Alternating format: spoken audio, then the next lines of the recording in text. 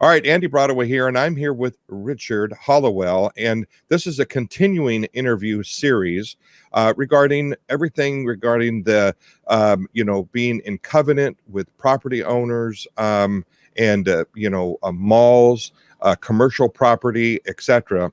And this is yet another question that I wanted to ask you, and that is, am I in trouble if my loan matures within the next 12 months and the lending industry still hasn't rebounded from the shock of COVID? Well, not many people are asking this yet, but those that have maturing loans in the next 12 months are starting to address this particular issue because their cash flows are down. And lenders do want to be paid back in accordance with the timetable that was originally agreed to. Now, here's the catch-22. I think refinancing of a commercial real estate loan is going to be, if not very difficult, near impossible for the next 12 months for a few reasons. I don't believe that normalcy will return to the hotel industry, the office building industry, to retail centers, to student housing, until we have a vaccine for COVID and everybody has received that vaccine. There's going to be a lot of hesitancy for consumers, and of course, we all know that the consumer is 70% of this economy, to go back out and have the same spending patterns at these commercial properties that they once did. Until we have that vaccine. So if I've got a loan that's maturing and it's 12 months out, I'm probably not going to address that with the lender yet, but I better start thinking about it and documenting my file, because I think your best source of financing on once this loan terms out is to stay with that lender. It's not preferred in a perfect world. Everybody wants to refinance at a lower rate, but if you don't have the proven cash flow to go out there and get that loan refinanced, you're stuck with the lender that you've got. Not that that's a bad thing, but they're going to have to work really with you.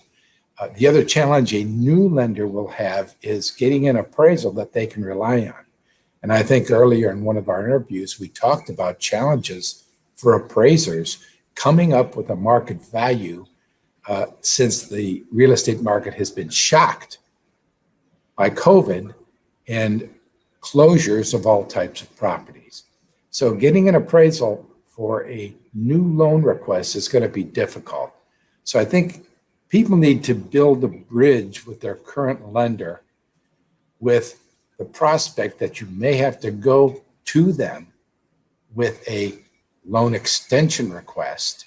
You need to be conscious of that early on so that when that day approaches, you're prepared to go in with a new underwriting for them to show them why they ought to extend for another year or 18 months to bridge call it the COVID rebound. That's a great strategy. What is another specific strategy in when it comes to conversation? We've covered this in the other interviews, and being proactive in that conversation and calling the lender way before they're calling you. How important do you think that is, specifically right here with the loan maturing process? Well, the most urgent issue that people are facing is gaining a forbearance package or gaining a loan modification to bridge the ramp up of tenancies. I think that to actually broach my loan is maturing in 12 months question is probably premature, because you've got to walk before you run. You need to bridge yourself to that conversation and show that you can perform on a loan that has been either forbeared or modified for a period of time.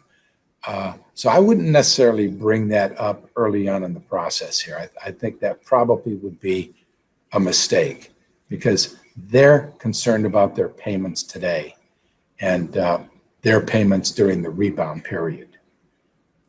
Well, I think that's something that strategically your team knows what type of conversation to have. What are we first talking about?